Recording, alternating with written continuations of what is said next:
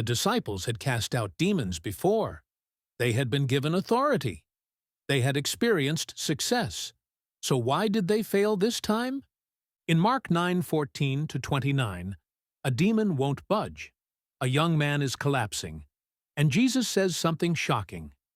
This kind comes out only by prayer. What went wrong, and what does this story reveal about miraculous faith?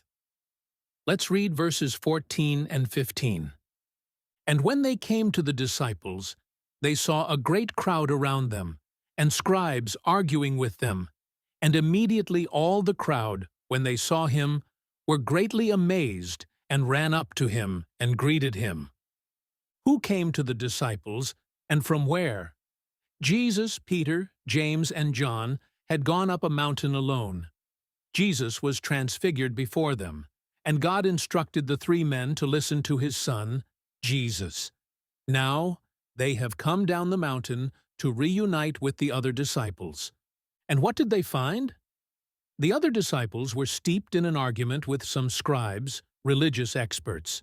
When the gathered people saw that Jesus was approaching, they immediately rushed to Jesus. Let's move on to verses 16-18. And he asked them, "What are you arguing about with them?"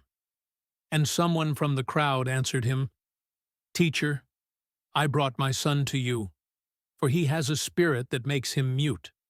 And whenever it seizes him, it throws him down, and he foams and grinds his teeth and becomes rigid. So I asked your disciples to cast it out, and they were not able." When Jesus asks the disciples why they're arguing with the scribes, a man answers before they can. "I brought you my son, who is afflicted with a demonic spirit, but when you weren't available, I asked your disciples to cast it out, but they weren't able." This introduces a tension within Mark's Gospel. In chapter 6, verses 7 and 13, we were told that the disciples were given authority by Jesus to cast out demons, and, in fact, they had successfully done so. But now, while Jesus, Peter, James, and John were experiencing the glory of the Transfiguration, the other disciples experienced failure. One more thing before we move on. When the man says, "I brought my son to you," the word translated son refers to an adult son. In the Jewish culture, we should expect that son to be any age over 13. This will become important later. Let's look at verse 19. And he answered them, "O faithless generation, how long am I to be with you? How long am I to bear with you? Bring him to me." This is the second time that Jesus has referred to a faithless generation. The first time was when the Pharisees demanded a sign from Jesus. We looked at the origins of the term and saw that it went back to the post-Exodus wilderness generation who saw amazing miracles from God and still struggled with unbelief. Now Jesus asks, "How long am I to be with you? And how long am I to bear with, or put up with, you?" Embedded in his questions is the allusion back to the 40 years of wilderness wandering after the Exodus from Egypt. So what? Why does that matter? Jesus' questions signal that his experience with the people of his day, including some of his own disciples, is like God putting up with the faithlessness of the Israelites in the wilderness for 40 years. That would come through loud and clear to a primarily Jewish audience. Nevertheless, Jesus says, "Bring him to me." The Son will not be made to suffer any longer because of the crowd's failures of faith. On to verse 20. And they brought the boy to him. And when the Spirit saw him, immediately it convulsed the boy, and he fell on the ground and rolled about, foaming at the mouth. Here's another immediately, the second of this story. Immediately. Upon seeing Jesus, the demonic spirit reacted violently, throwing the boy down and thrashing him about on the ground. Look at verses 21 and 22. And Jesus asked his father, "How long has this been happening to him?" And he said, "From childhood, and it has often cast him into fire and into water to destroy him. But if you can do anything, have compassion on us and help us. Remember that in verse 17, the word for son referred to an adult son.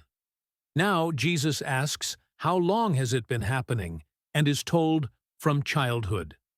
That word includes children from just beyond toddlers up to puberty. Children during the education phase of their young lives. So this young man has been suffering for at least a few years, maybe more. The father tells Jesus that the spirit tries to destroy the young man. The torment is senselessly cruel and accomplishes nothing but to introduce pain and misery. Then the father makes the key declaration of the story, "If you can do anything, have compassion on us and help us." That's a very important if. Why do you think the dad said, if? He asked the disciples to do it, and they failed. He suffered a huge disappointment already today. Now he says, if you can do what your disciples couldn't, please help us. Look at Jesus' amazing response in verse 23. And Jesus said to him, if you can, all things are possible for one who believes. This is a pretty big deal. The words translated can and possible are both from the root dunamis, which gives us the English word dynamite. This word group is about forceful power that acts on the world around it.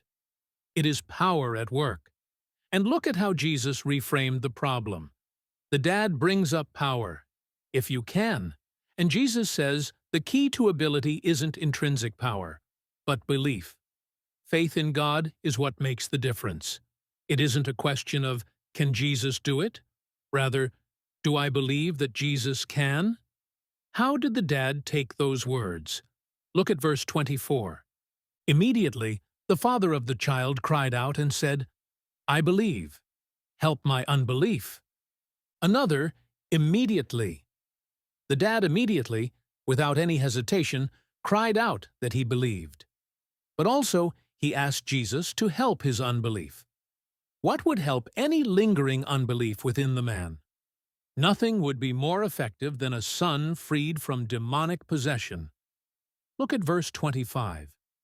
And when Jesus saw that a crowd came running together, he rebuked the unclean spirit, saying to it, You mute and deaf spirit, I command you, come out of him and never enter him again.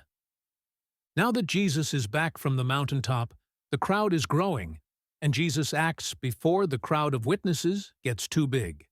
He commanded the spirit to depart and to never come back. The solution Jesus provided is a permanent one. On to verses 26 and 27. And after crying out and convulsing him terribly, it came out, and the boy was like a corpse, so that most of them said, He is dead. But Jesus took him by the hand and lifted him up, and he arose. The demon fought on the way out, thrashing the afflicted son. Remember that the dad said the demon frequently tried to destroy his son, and now it looked as though it had destroyed him. The boy was like a corpse, and the bystanders said, He's dead. But Jesus took him by the hand and raised him up. Whether it was a literal or figurative resurrection, Jesus restored that young man to fullness of life. And now we get back to the tension that was created by the disciples' failure to cast out the demon. Let's read verses 28 and 29. And when he had entered the house, his disciples asked him privately, Why could we not cast it out? And he said to them, This kind cannot be driven out by anything but prayer. The disciples, who had successfully cast out demons in the past, want to know why they couldn't cast out this demon. And Jesus' answer can be confusing if you read it too quickly. This kind cannot be driven out by anything but prayer. A more literal translation from the Greek is, This kind is not able to be cast out except in prayer. Jesus already told the young man's father that this wasn't about ability or power, but about belief. Now he tells the disciples that the only way to deal with this sort of thing is in prayer. But wait, when Jesus cast it out, there was no mention of him praying. So what? Prayer is always from a lesser to a greater, from a mere human to God.